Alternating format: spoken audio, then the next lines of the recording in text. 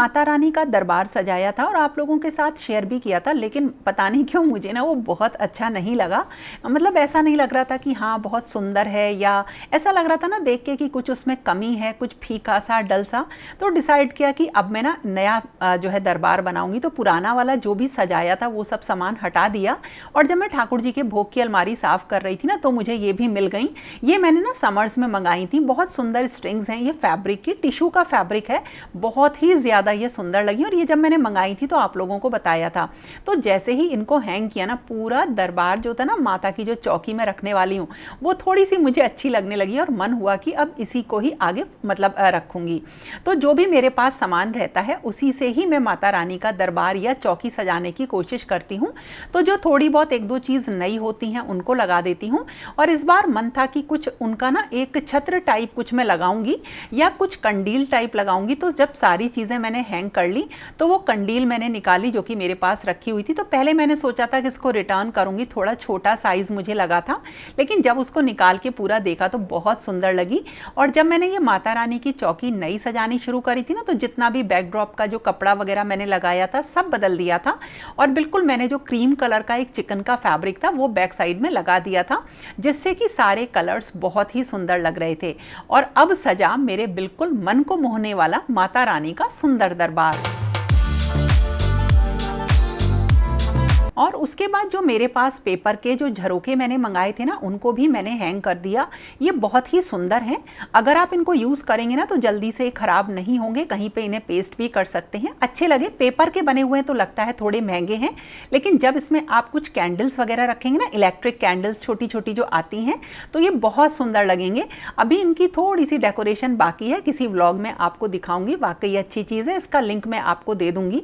और इस तरह से माता रानी का पूरा दरबार रेडी हो गया फिर से दोबारा से।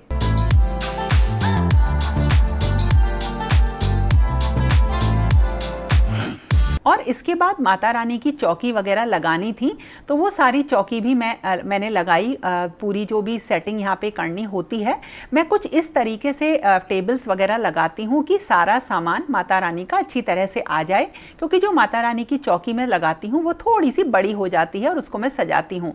तो कुछ इस तरीके से जैसे सीढ़ियाँ होती हैं वो मैंने बनाई, जो भी घर की टेबल्स वगैरह हैं उनको लगा के। और हाँ, बीच में थकान तो होती ही है जब कुछ बड़ा काम होता है, तो ये सब काम तो चलते रहते हैं। तो जो ये भी मैंने टेबल्स वगैरह लगाई, चौकी सजाई, तो रेड वाली जो चौकी है ये माता रानी की है, और येलो वाली चौकी माँ पीताम्बरा के लिए मैंने लगाई है।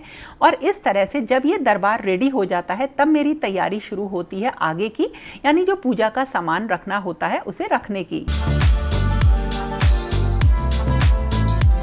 और अब मैं सबसे पहले जो माता रानी के भोग होते हैं उनको रखती हूँ, जो डेली सूखे भोग लगते हैं, जिसमें कि पंचमेवा होती है, मिश्री होती है, और इसके साथ साथ और मैं जैसे बताशे वगैरह होते हैं वो सब रखती हूँ, क्योंकि वो पूजा में काम में आते हैं। और इसके साथ जो पूजा की छोटी छोटी चीज़ें होती हैं, सुपारी हुआ, नारियल हुआ, इलायची, बहुत छोटी छोटी सी चीज़ें, एक अलग वीडियो में मैंने आपके साथ ये शेयर कर रखी हैं, इसलिए डिटेल में मैं आपको नहीं बता रही हूँ, तो वो सब भी मैं रख देती हूँ। और इसके साथ साथ मैं जो हवन सामग्री होती है उसको भी खुद बनाती हूँ, और इसको भी मैंने एक डिटेल्ड वीडियो में बता रखा है कि सारा जो हवन सामग्री है उसको लेके उसमें छोटी छोटी बहुत सारी चीज़ें मैं मिक्स करती हूँ। और ये क्योंकि पहले से करती आ रही हूँ तो अब ये चीज़ें याद हो गई हैं। और ये सारा जो सामान होता है ये मैं तभी सेट करती हूँ जब मेरी माता रानी की चौकी या माता रानी का दरबार सज जाता है। तो इस तरह से बहुत सारी चीज़ें अब तैयार हो गई। और अगले दिन था घर में श्राद्ध, क्योंकि अमावस्या थी। तो जो शरद वाले नवरात्र होते हैं उसमें थोड़ा सा काम बढ़ जाता है, क्योंकि जस्ट एक दिन पहले घर में ये श्राद्ध का काम होता है। तो ये सारी सुबह के टाइम ये सारा काम हुआ, और दोपहर के टाइम जितने भी पूजा के बर्तन होते हैं उनको मैं क्लीन कर लेती हूँ, जो कि नवरात्रे में यूज़ होते हैं, क्योंकि रेगुलर पूजा में जो सामान होता है उसे नवरात्रे में मैं यूज़ नहीं कर पाती हूँ, क्योंकि वो पूजा अलग चलती रहती है। और एक मेरे पास ये ब्रास की प्लेट्स हैं, ये 3 का सेट है, ये बहुत अच्छी हैं, क्योंकि इनमें ना कंगूरे से बने हुए हैं और ये 8 हैं। तो इसमें अष्टदल कमल जो मैं बनाती हूँ ना बड़ी आसानी से बन जाता है। जब मैं इनको परचेस कर रही थी तभी मेरे दिमाग में था कि ये मेरे किस काम आएंगी। तो अष्टदल कमल अगर बनाएंगे तो उसके लिए कलर्ड वाले चावल चाहिए होते हैं। मैंने आपको एक शॉर्ट में बताया है कि मैं कैसे इन्हें कलर करती हूँ। बहुत आसान होता है, फूड कलर डाल के और थोड़ा सा पानी डाल के 1 चम्मच और इनको हिला के इस तरीके से बहुत ही सुंदर ये चावल रंग बिरंगे रेडी हो जाते हैं। और बाद में जो ये चावल होते हैं ये पक्षियों को आप डाल दीजिए तो उनको जब वो खाते हैं तो कुछ नुकसान भी नहीं करते हैं। और अष्टदल कमल मैं इसलिए बनाती हूँ क्योंकि जो भी अखंड जोत होती है और कलश होता है या जो ज्वारे जो मैं बोती हूँ उनका जो पूरा पात्र होता है उनको मैं अष्टदल कमल के ऊपर ही रखती हूँ। बनाना बहुत ही ज़्यादा आसान है, बस 8 पत्तियाँ बनाती हूँ इसमें। और क्योंकि मेरी ये प्लेट बड़ी बढ़िया है ना तो इस तरीके से पत्तियाँ जो होती हैं ना 8 वो बहुत आराम से बन जाती हैं और इनके ऊपर फिर जो भी चीज़ें होती हैं वो आराम से रख लेते हैं। तो ये भी मेरे एक पूजा का काम होता है जिसको कि ज़्यादातर मैं 1 दिन पहले ही करके रखती हूँ। और इसी के साथ साथ जिस बर्तन में मैं ज्वारे वगैरह बोती हूँ उसको भी पेंट करके मैं रख लेती हूँ।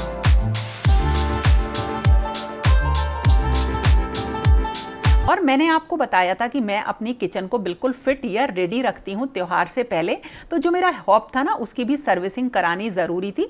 उसमें एक हॉब ख़राब हो गया था, एक जो बर्नर था तो उसको भी मैंने सही कराया क्योंकि अब नवरात्रे शुरू होंगे और एक के बाद एक बहुत सारे फेस्टिवल्स होंगे तो ये काम भी ज़रूरी था करना। और फिर शाम को जो भी सामान होता है जो अगले दिन पूजा में चाहिए होता है, जैसे फूल हुआ, पान के पत्ते हुए, ये सब लाना भी ज़रूरी हो जाता है। तो इसके लिए मैं शाम को निकल गई और फूल मालाएं और पान के पत्ते ले आई। फूल माला 2-3 दिन के लिए ले आती हूँ और फिर जब वो ख़त्म हो जाती हैं तो दोबारा से ले आती हूँ। और फिर शाम के टाइम आके फिर मैंने जो मेरा पात्र सूख गया था ज्वारे बोने का उसको भी मैंने तैयार करके रख लिया। देखो कितनी गंदगी हो गई है यहाँ पर। मैंने गैस साफ़ करवाई थी ना, अपना हॉब साफ़ करवाया था, पूरी किचन में देखो कितनी गंदगी हो गई है और अब मुझे इसे साफ़ करना है।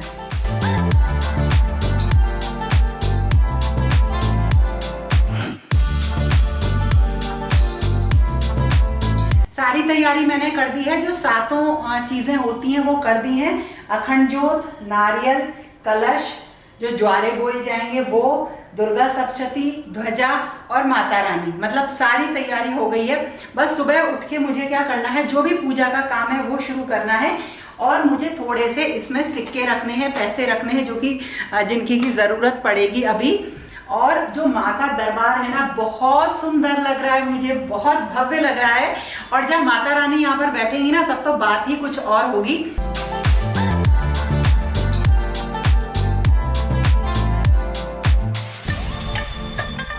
नवरात्रि पर पहनने के लिए मैंने ये साड़ी मंगाई थी, मुझे बहुत ही सुंदर लगी, इसलिए आपको पूरा डिटेल में इसके बारे में बता रही हूँ। मतलब बड़ी सुंदर साड़ी है, इस पर मिरर वर्क का काम हो रहा है और थोड़ा सा ना कॉटन सिल्क का इसका फैब्रिक है और बहुत ही अच्छा इसका फॉल आया।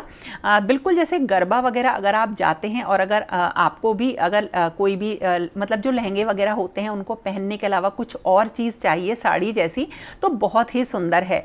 मतलब पहले मुझे देख के जब ये मंगाई थी तो लग रहा था पता नहीं कैसी लगेगी, लेकिन जब पहनी ना तो बहुत सुंदर लगी। और अक्सर करके साड़ी मैं शाम तक चेंज कर लेती हूँ, लेकिन ये इतनी सुंदर थी कि मैं शाम तक इसको पहन ही रही। और पिनअप मैंने इसलिए कर ली थी कि बहुत ढेर सारा काम होता है, फिर साड़ी ख़राब हो जाती है। और उसके बाद शुरू हुआ फिर से अपना वही काम, यानी कि सारी बंधनवार वगैरह लगाना। तो जो नवरात्रे होते हैं या कोई भी शुभ दिन होता है तो मैं बंधनवार ज़रूर लगाती हूँ, या तो खुद बना लेती हूँ या फिर इसको मैं मार्केट से जब फूल वगैरह खरीद के लाती हूँ तब ले आती हूँ। और इसी के साथ शुभ चिन्ह तो ज़रूर बनाने चाहिए अपने घर पर। जैसा कि मैं आपको कई बार बता चुकी हूँ, तो स्वास्तिक वगैरह बनाए और फिर बनाए अपने माता रानी के चरण, क्योंकि अब माता रानी इन्हीं चरणों से ही मेरे घर में प्रवेश करेंगी। और मेरे पास ना पीतल के ब्रास के माता रानी के चरण भी हैं, जिनकी कि मैं अपने घर के दरवाजे पर पूजा करती भी हूँ। तो चाहे छोटे हों चाहे बड़े, अगर आपके पास भी ऐसे चरण हैं ना तो या मिट्टी के दिवाली पर मिलते हैं तो उनकी भी पूजा एक बार ज़रूर कर लीजिए अपने द्वार पे। देवी माँ पालकी पे सवार होके आ रही हैं इस बार। अब माता रानी का अभिषेक होगा, तो अब अभिषेक करके स्नान करा के उनका श्रृंगार करके मैं उन्हें स्थापित करूँगी। सारा सामान रेडी रहता है तो कोई भी जो पूजा होती है उसमें कोई भी मतलब झटपट वाला काम नहीं होता या हड़बड़ी नहीं होती है, बहुत आराम से सारा काम हो जाता है। तो सबसे पहले माता रानी का अभिषेक हम करते हैं दूध से, दही से, बूरा हुआ, घी हुआ, शहद, और इसके अलावा इत्र वगैरह भी हम माता रानी को अर्पण करते हैं। गंगा जल से भी मैं स्नान कराती हूँ और उसके बाद माता रानी का बहुत सुंदर श्रृंगार होता है।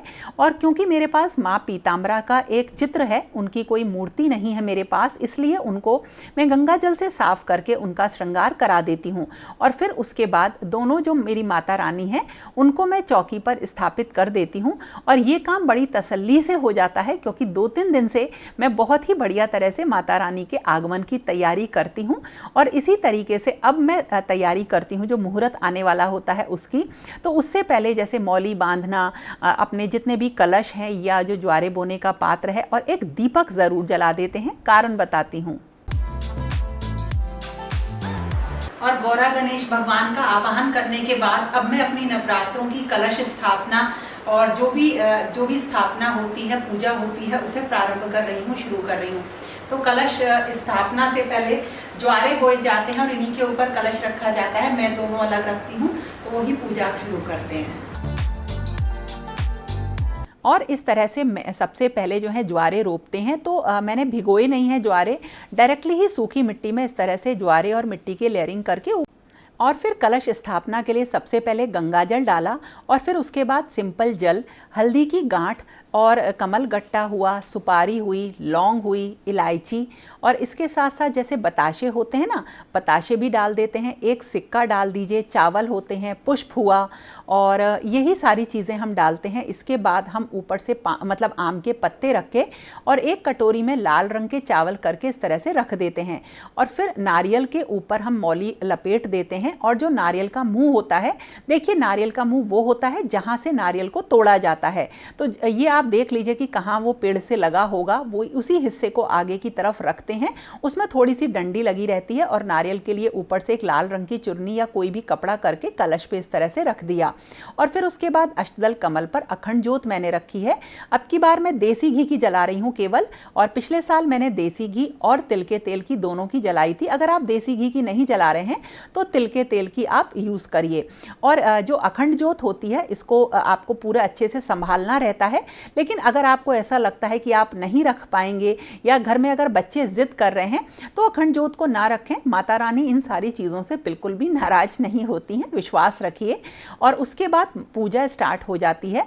तो 7 चीज़ें जो सप्तदेव होते हैं वो स्थापित हो जाते हैं। और इसके बाद क्योंकि मेरे पास माँ पीताम्बरा भी मैंने स्थापित करी हैं तो उनकी भी सेम मैं बिल्कुल उसी तरह से पूजा करती हूँ जैसे माँ भगवती की करती हूँ। और एक पान के पत्ते पे सुपारी हुआ और लौंग हुई और एक बताशा रख के मैं माता रानी को भोग के रूप में अर्पण करती हूँ। और बिल्कुल इसी तरीके से माँ पीताम्बरा को अर्पण करती हूँ। और ये कुछ गाय के गोबर के उपले मैं मंगा लेती हूँ ऑनलाइन, क्योंकि आसपास मुझे नहीं मिलते कभी कभी। तो इनकी तैयारी करती हूँ अग्यारी की। तो ये एक ज़रूरी पार्ट होता है। और मेरे पास एक छोटा सा हवन कुंड है जिसमें मैं ये करती हूँ काम। ये मेरी डेली ही मेरी पूजा का एक हिस्सा है। तो आप लोग पूछ रहे थे, हाँ जी, मैं इसको डेली ही करती हूँ नियम से। और इससे पहले जो होता है ना, जैसे सारी अपनी तैयारी करके दीपक जला लेती हूँ और फिर हम पाठ करते हैं और उसके बाद ही माता रानी की आरती होती है।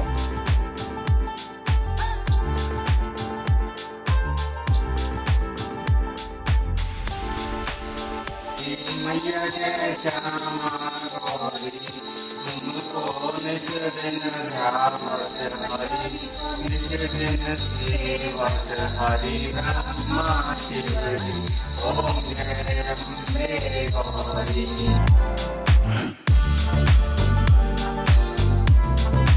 और इस तरह से माँ भगवती की, दुर्गा माँ की और माँ पीताम्बरा की स्थापना हो गई है। और ये मेरा व्लॉग था बस यहाँ तक का। और इसके आगे का पार्ट अब आपको मिलेगा मेरे नेक्स्ट व्लॉग में कि किस तरह से मैं ये सारी पूजा करती हूँ और कैसे मेरी नवरात्रि बीतती है। तो दोस्तों, ये था मेरा एक नवरात्रि का व्लॉग। कैसा लगा ज़रूर बताना। और अगर आपको थोड़ा भी चीज़ पसंद आती है तो लाइक ज़रूर करना। और आप लोगों ने कैसे की नवरात्रि उसके बारे में भी ज़रूर मुझे कमेंट करके बताना। तो दोस्तों, ये इसी में आगे बढ़ते हैं। तो ये था मेरा आज का वीडियो। फिर मिलेंगे एक नए और इंटरेस्टिंग वीडियो के साथ। तब तक के लिए okay friends, thank you and bye bye.